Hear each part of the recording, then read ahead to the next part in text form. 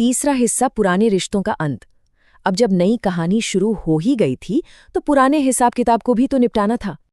और दरवाजे पर कौन आया? वही धोखेबाज मंगेतर अपनी माँ के साथ। और कमाल देखिए, वो लोग जुलाई पर ही गलत होने का इल्जाम लगा रहे थे। उसकी माँ ने तो पूरा ड्रामा शुरू कर दिया। कहने लगी, अगर तुम्हें अपना गुस्सा निकालना ही है तो मुझे मारो, बेटे की गलती माँ की ही तो होती है। जुलाई का जवाब, उसने सबके सामने उस औरत को एक जोरदार थप्पड़ रसीद कर दिया। और इसके बाद जुलाई ने सबके सामने सारा सच खोलकर रख दिया। कैसे उसका अफेयर उसकी सौतेली बहन के साथ था, और वो भी ठीक शादी वाले दिन। उस धोखेबाज की सारी सच्चाई अब सबके सामने थी।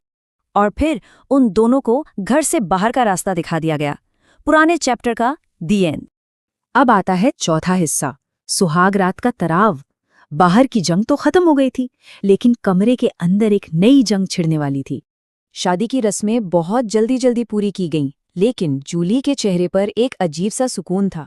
ऐसा लग रहा था मानो यानी उसका पति नहीं बल्कि कोई ट्रॉफी हो जिसे उसने अभी अभी जीता है। दोनों के इरादे बिल्कुल अलग थे। जुलाई, जो एक सैनिक थी, उसे जंग पर वापस जाने से पहले एक वारिस चाहिए था। और यानी, वो तो जुलाई से नफरत करता था। उसे तो नाजुक औरतें पसंद थीं।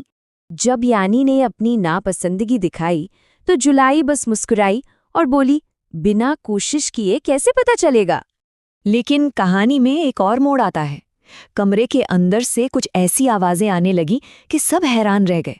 बाहर खड़े लोग एक दूसरे से पूछने लगे, अरे दुल्हन रो क्यों रही है?